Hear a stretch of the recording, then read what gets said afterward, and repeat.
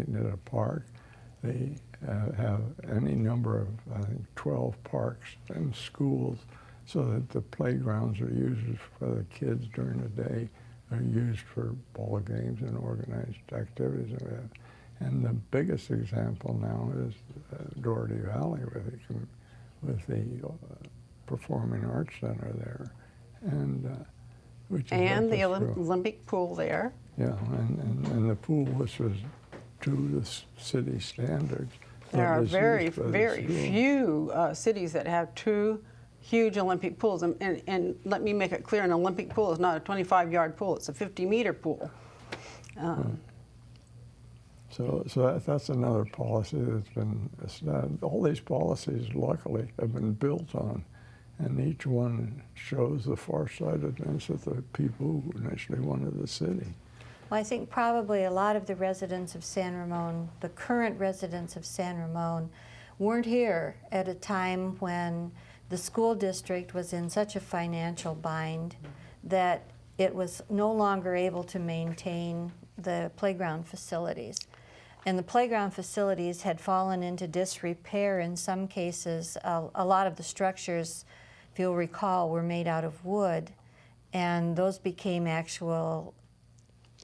almost dangerous for the children to play on. So the school districts, to protect their liability, started removing playground equipment.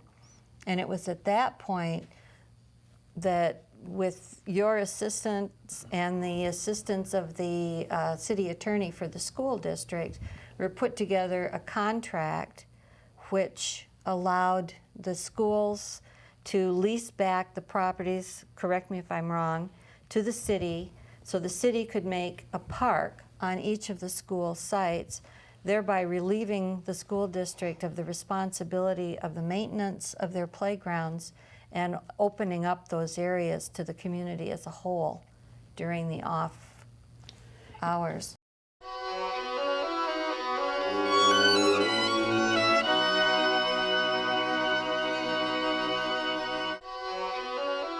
And another issue that just came to my mind is the school-age daycare centers that with your assistance, the city started a new law and brought developers into the equation so that we could build school-age daycare centers, before and after school-age daycare centers at each school, which we have now. And they are probably among the highest quality school-age child care centers in the state of in the United States. Yeah, but to be honest, it was a coercion of the city council that. But you wrote the law, the contract. Yeah, there was some coercion there. Convinced the developers it was to their advantage. There's a coincidence now with Central Park. That area there, 18 acres or so, was dedicated for school purposes. And when the school didn't need it and we wanted to sell it, the developer opposed it. He said, hey, wait a minute, I get it back because I gave it to you for school purposes and you're not using it for school. But it so happened that the attorney who was representing the school district was Bob Owens. The attorney who was representing the developer, Selby Brown, and myself with the city, and we wound it up. The city got it for cost. And all three of us had worked together down at Santa Clara County Council's office, and it was a coincidence how we all got together on this one issue. Well, and that became the crown jewel of the city. Right.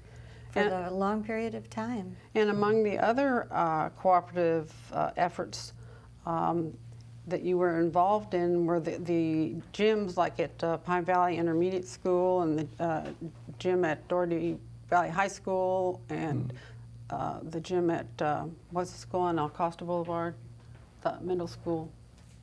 Oh, Iron Horse. Iron Horse. Iron Horse Middle School. And those facilities could never have been built by the school district were it not for the contractual agreements with the city. And so now the city uses those facilities when the school is not using them. So all of the citizens of San Ramon get far more for their tax dollar. With Recognizing the fact that the school district is a separate, totally separate entity as an independent special district. So it is not a part of the city as in many cities. It has to contract with the cities in order to do these kinds of things. And I think that was pretty much a new thing when it was first begun, as were the public-private partnerships that were developed at the same time. I think the mayor had a survey made, and over a period of time, it's been about $32 million the city has put in for the schools. Right. That's a healthy sum. I think another area in which you were very deeply involved was when we moved, and the city had always intended to move from county police or sheriff services, contract services, to having its own police force, but it just depended on when it made sense financially. And can you tell us a little bit about that and what year that happened? Yes. What happened is money as usual. The cost per officer was so much excessive, of which we had no control over. The sheriff's department would say we need X number of dollars per officer. But to go back to a question I did not answer, was that the police chief, John Chakowski, was the fourth person hired. It was the city manager, the city clerk, and then the chief of police. And so that shows the importance that you put on it, you know.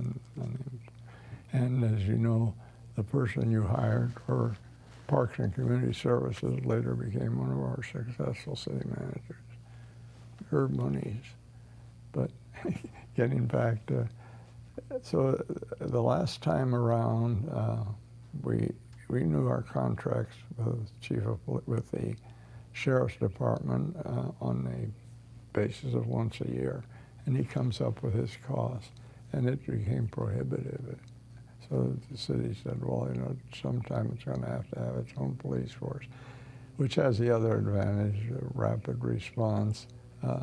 We still use the sheriff's department dispatcher, and the highway patrol, but right now the police department is under the control of the city exclusively, and they have a reaction that can't be beat.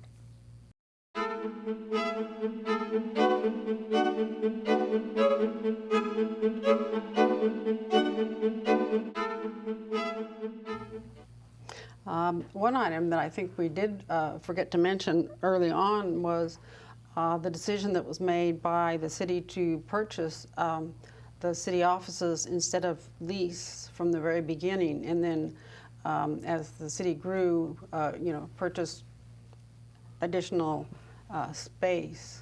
That was Jim Robinson who picked this campus type effect that we have there, which can be expanded indefinitely, and would be, except now they think a city center would be better to have our own city hall. And but it was a question of whether to lease or, and now it turned out dollar-wise it's to our advantage that we did buy them. Well, the early city councils felt very strongly also that it was time to build for the citizens. It was not time to build a castle for the A monument. elected officials. And so the current city offices served us very well for a long time. They're very crowded now, however. Yeah. And you can't consider them opulent either. No, they are not opulent. I invited some friends over, and we met at the council chambers, and they looked around and they said, well, where does your city council meet? I said, this is it. It's not palatial.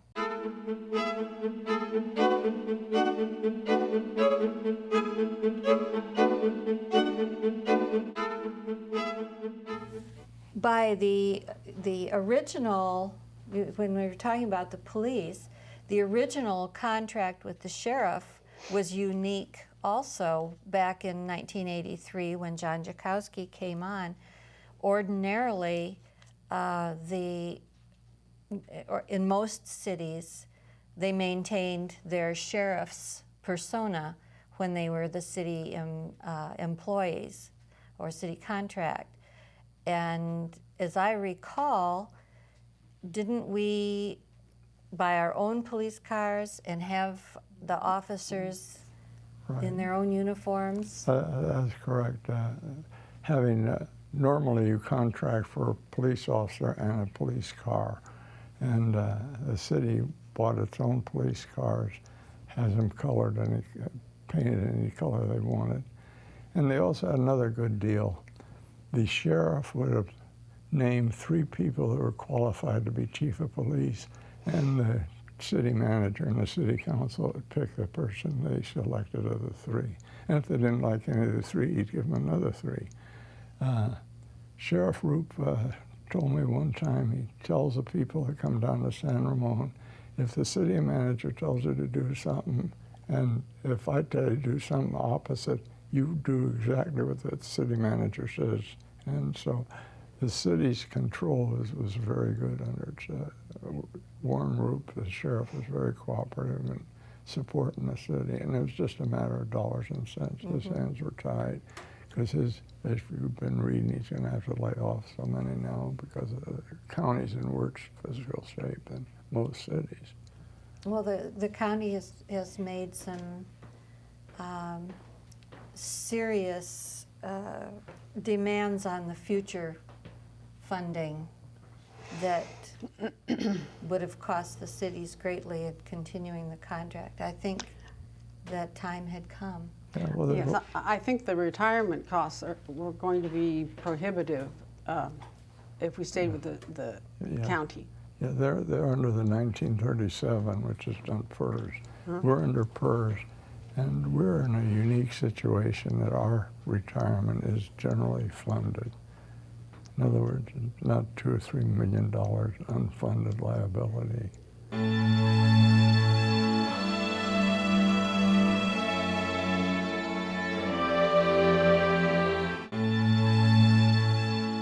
To change the subject just a little bit, I'm not sure that all of the hundreds and thousands of soccer and baseball players that play at Athan Downs have any idea who that park is named after. And this gentleman's name is Athan, and I would like you, to explain how that came about and how the funding for parks came about. Well, I had nothing to do with the name. Actually, 2 committees came up with that name.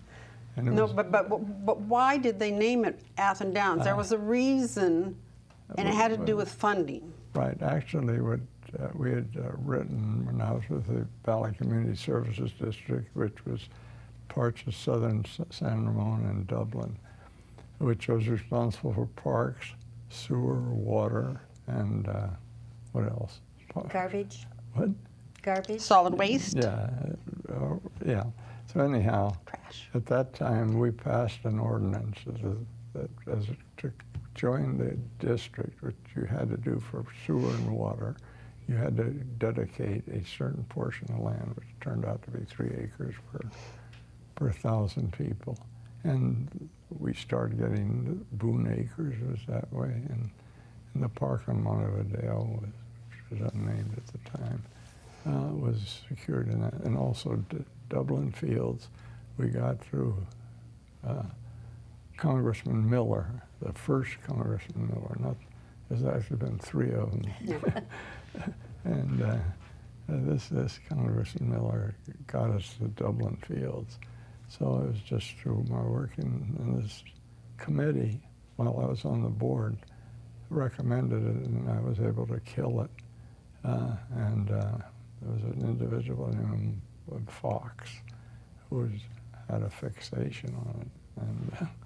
And after I was off, they named it, so I had nothing to do with it. But wasn't the whole issue that there was a county, I don't know if it was a county or a state law that was passed that you could use developer funds? After that, Yeah, there was a parks. park dedication ordinance. Yeah.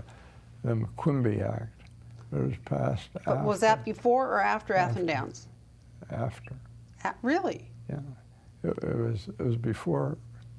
It was after the BCSD adopted an ordinance regarding park dedication. And it's paid off. It's paid off more for Danville than it has for us.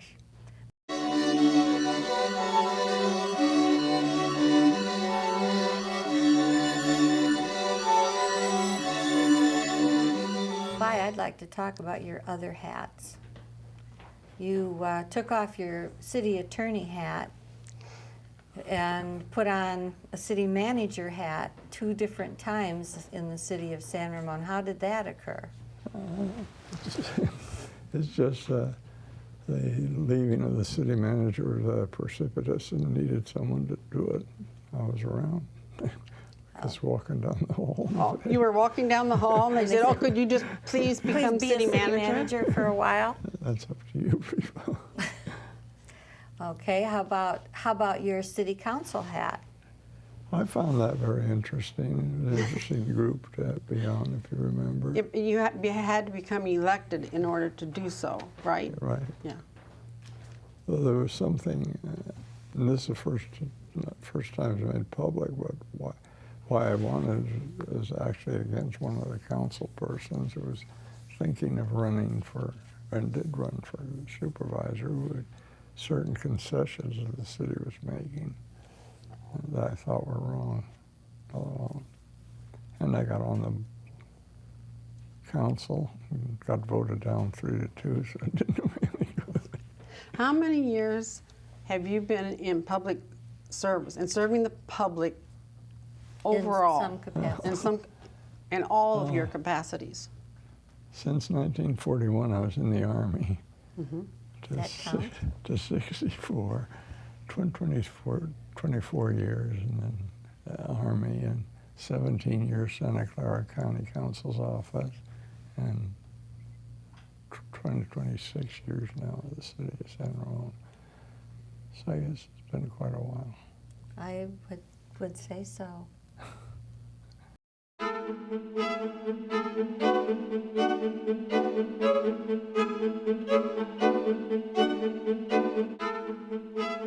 Well, in order to wrap this up, what was your overall feeling for San Ramon today compared to? Oh, it's hard to admit it. I'm not proud of what you guys have done to our city or Guyetta City. When you stop to think of it, when it started, we had no landscaping. We didn't even have lights, as you know. And they had to fight to get lights, and then, because everything was at the will of the supervisors. And as you know, we were at the far end of the county. And We didn't have trash pickup. We had the senior citizens and the Girl Scouts cleaning up the median strips with bags, trash bags. No street sweeping. Right. So you can hardly walk down the street. I said, I'd be proud of the city you live in. My family feels the same way. Well, I know I'm very proud to live here. I'm very proud to live here too. Well, and you people had a big part in it. Thank you very much for joining us, Mary Lou Oliver, 3-time mayor of San Ramon, and By Athan, city council member, city manager, and city attorney since the beginning of the city of San Ramon in 1983. Thank you for the opportunity, giving me the chance to talk about a subject I think a lot of, the city of San Ramon. Thank you. Thank you.